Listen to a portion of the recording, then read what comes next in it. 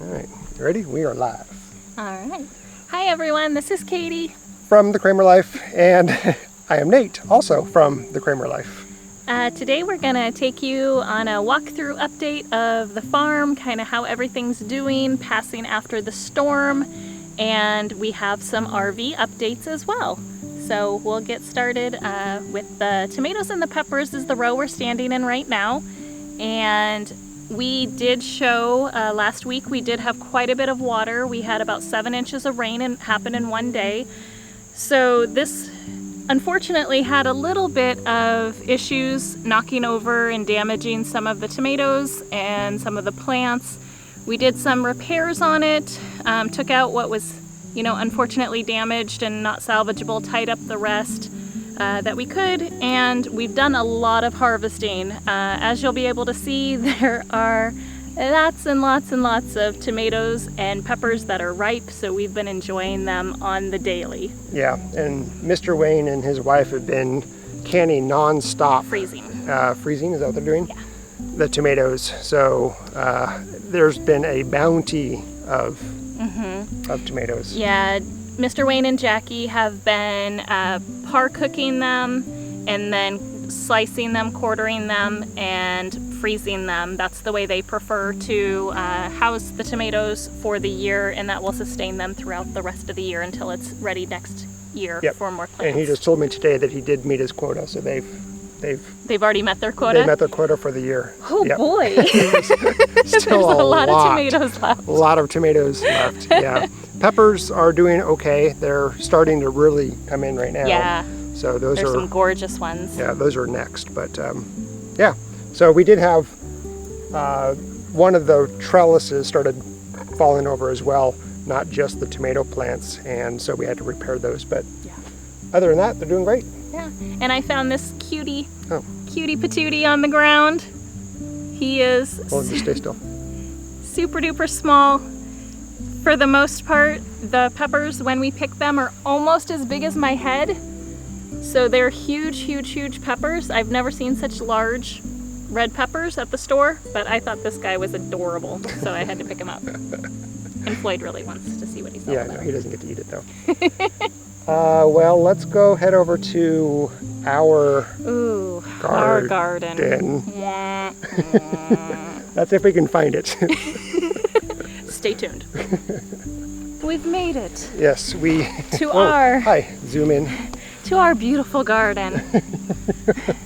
Our poor garden. Our garden's a little rough. Yeah, it's reaching the end of its life. Let's start with positive. Yes. Our cabbage are starting to grow. Actually, they are. Well, look at that. They're starting to grow. That's exciting. Our carrots are doing fine. Yeah, our carrots they're going to be ready to harvest here in a second. What? In a second? In a day? In a while. A week? I don't know, whatever. Yep. Well, you want to do the update? Sure. Okay. So, our personal garden has had some neglect, maybe some storms, Yeah, maybe they did not do well in the storm. They got a lot of damage in the weather that we've been getting. A lot of high winds, a lot of rain, and unfortunately we've had some casualties. Very unfortunate. So our cabbage are positive. They are starting to grow. They are looking good, as if we will probably this fall maybe have a cabbage. The carrots are looking good, as Nate said. Our Roma plant is kind of on steroids. I think Floyd's about to eat the cabbage. Floyd is trying to eat the cabbage, yep. Okay. Where it's producing, but they're not ripening. So they're getting there. They're finally starting to, but for the longest time, a couple weeks, they were all green. Yeah, I was not. So I thought with a Roma tomato, you weren't supposed to prune and sucker it. So I wasn't, and so that's what it was doing. It was just growing like crazy. I see. And so it was developing the tomatoes, and there were a bunch of green tomatoes, but it wasn't until I pruned and suckered the tomato plant that they started ripening. Yes. We learned something there. Yes. All yes. right. The next item is my beloved cantaloupe that I was very excited for. Had about 7 to 13 of them. I think it was 13. There was quite a few cantaloupe that were starting. I was very excited. Well, the whole plant died. Yeah. The vines are gone. It's pretty much just the fruit sitting there. Yeah, it's all dried up. The storm that hit about 5 or 6 days ago, it flooded our garden area, and I think it just drowned it out, all the roots. It out, yeah. Because there was it was about, how many days in a row did we get rain? Like 4 or 5 really solid rains. And the second to last one was the 7-inch one that was really significant. And then it went back to temperatures in the 90s and really hot and really dry again. So, not sure on the cantaloupe. So far the chickens have loved it. We did give them one of the smaller ones that we just knew with the vine being dead, it was way too small. I gave him another one today. You and I both heard it right now. He's giving my cantaloupe away.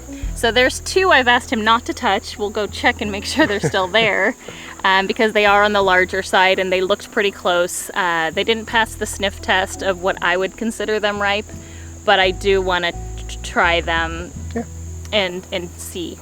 And then our cucumbers produced really well. We had tons and tons of cucumbers, and that plant is also not doing the greatest, and it's dying off. And we'll probably just pull it out here shortly. Yep.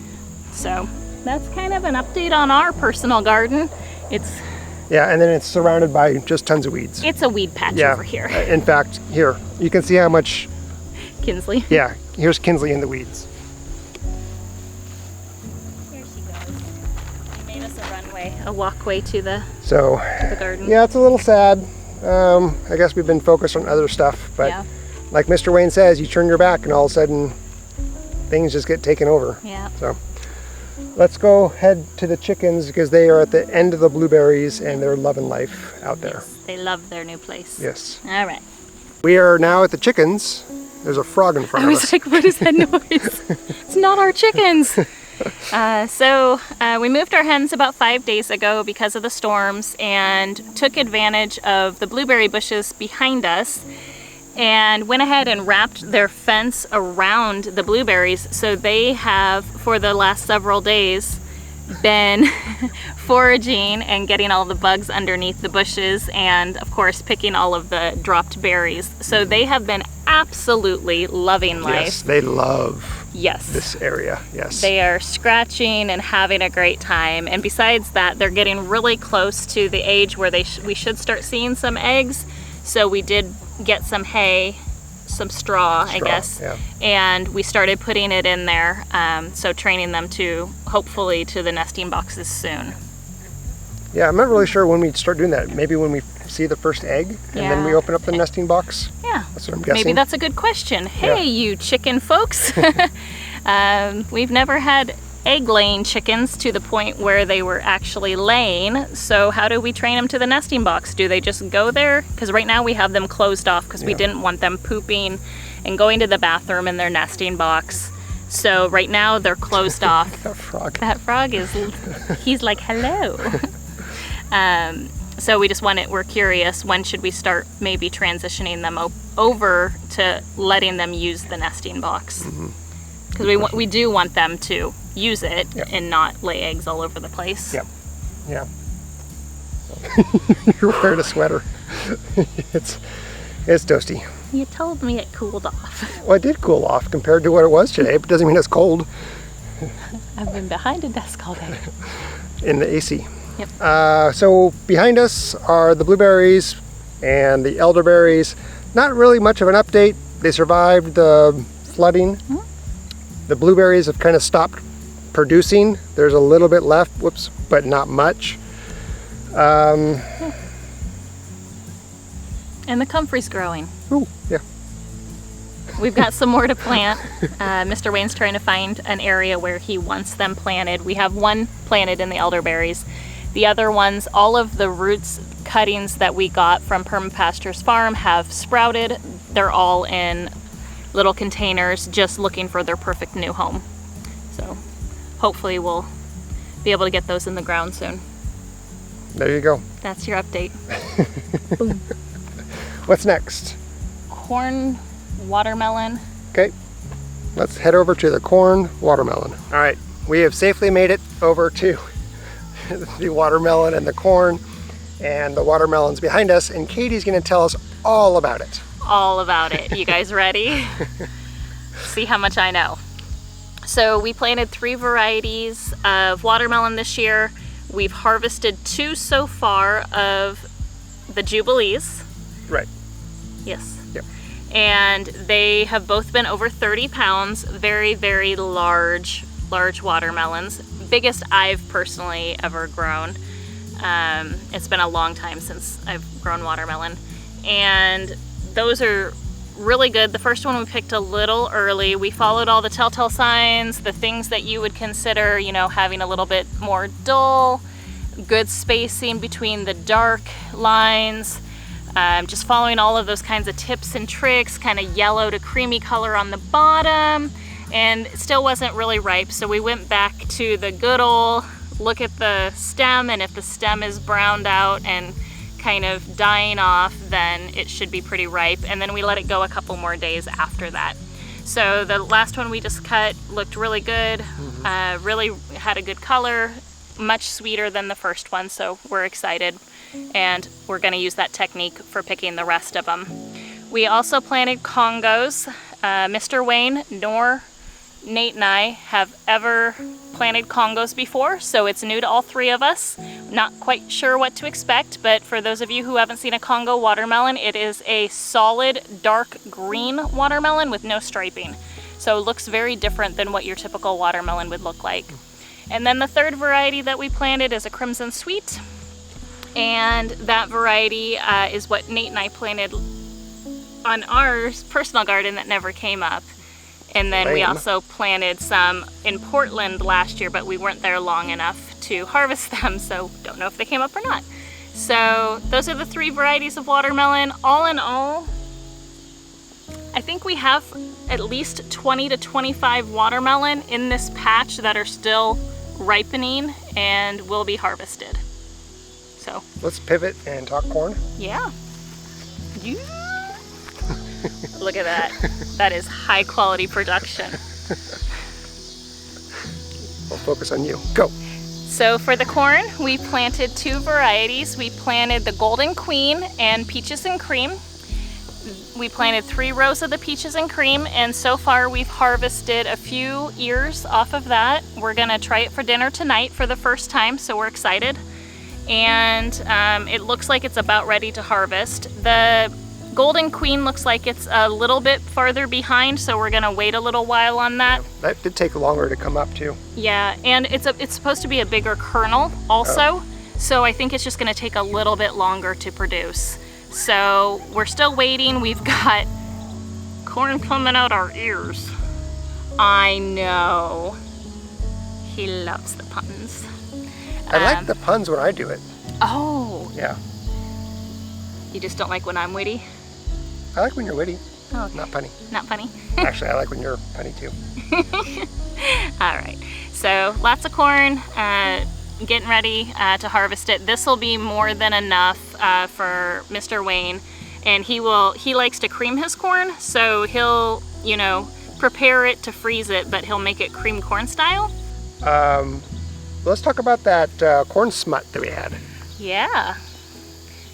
Is that a cue for me to talk about it? And Katie's going to tell you about the corn smut. All right. So how do you pronounce it? I don't remember. Yeah, it's like... Huelacoche? Sure, that sounds good. I think it's like huelacoche. So, totally correct me, but... So basically, Nate came in the other day and he had some corn. He was letting me know that they were walking through the corn. It wasn't quite ready. And there was some that they got rid of, an ear that they got rid of because it was... it looked like it was cancerous. It had just yeah, really big kernels. like you thought tumors or something weird growing on it. That they had some black stuff inside the kernel, so we thought it was bad. And I got really excited. Yeah. I was like, oh, I think that's corn smut. So I was like, I'm sorry, what? he had no idea what I was talking about. No clue. And I had been reading on a couple groups that I'm a part of and had heard about corn smut, and it's been really common this season because the weather and the temperature has been really good for it. Just really hot, really humid. Just the conditions, especially in this area, have been good for it. So I went outside and I looked, and sure enough, it was definitely corn smut. So we were a little nervous to try it. Yeah, we didn't try that one. We gave that one to the chickens. Yeah, we gave that one to the chickens because I didn't know anyone who had personally tried it. And so I looked up some recipes, and if we get some more, we're gonna cook it up. I'm gonna cook it up in some butter and saute it. And I guess it goes best in like tortillas. It's like a meat substitution in a lot of Mexican cuisine. They make it in quesadillas and tacos and things like that. So if we have another one, I'll show you guys, and I'll definitely cook it up and we'll do a taste test. Yes. I'm very excited for it. I really hope we have another one. Once you realized I wasn't crazy. Yeah, no, I got really, really excited about it after I started reading about it and you told me. Yeah, I really hope we can find another one. Yeah. Yeah. So the chickens got it, they enjoyed it, they ate it all. But for those of you who don't know what it is, it's basically a mushroom. It's like a corn truffle is how it's, that's basically how it's described. And I do have a friend who has had it. She's in Canada. She was telling me that it's delicious. It's not like any mushroom she's ever tried. And she said, absolutely try it if you get a chance. So we're gonna definitely give it a chance. I mean, she's been my childhood friend. She would not steer me wrong. If so, Natalie, I'm coming for you, girl. All right, well, I think the last update is our RV. So let's head over there. Yeah. Okay. Up the hill we go. Yeah, different location. Different location. Let's go. All right, so we're up at the new RV site, and besides us moving locations and being able to plug into power, we got a little shinier because we're in a spot that's less shaded. So Nate added some more of the reflective blankets. Yeah, the Mylar emergency blankets. Yeah, we get really heavy morning sun. Actually, we get sun all day long until about 3 o'clock. And then it starts getting shaded from the trees that are to the west of it. But we did move, like Katie said. So we used to be down there, this direction, by the corn, and now we're by the tomatoes. Yes, yeah. So we moved. It's exciting because now we have constant water and constant power. The reason we have constant waters, we did have his friend, Mr. Wayne's friend Steve, come out with his track hoe and help us clean the area, and we dug a ditch and laid the water pipe in the ditch and covered it back up. So that's why everything looks really muddy and dirty, because we have to replant the grass. Yeah, reseed. Yeah. So yeah, is that it? Is that all we got? So we moved, and then we are at the power hookup, and we're testing out to see how that's working, to make sure that it doesn't trip the power when there's storms, because we were having issues with the power tripping every time it rained.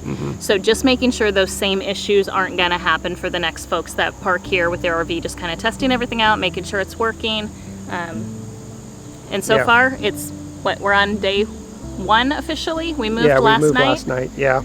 So we'll be here for the next couple days testing it out and seeing how it's going. Right. So we're not technically off grid because we do have power and water, but we're still doing compost toilets, so we don't have sewer. There's no sewer, there's no disposal here, so our gray water, we're still having to manually take that out, and we're not dealing with the black waste and the black water, so we are still using a composting toilet for that.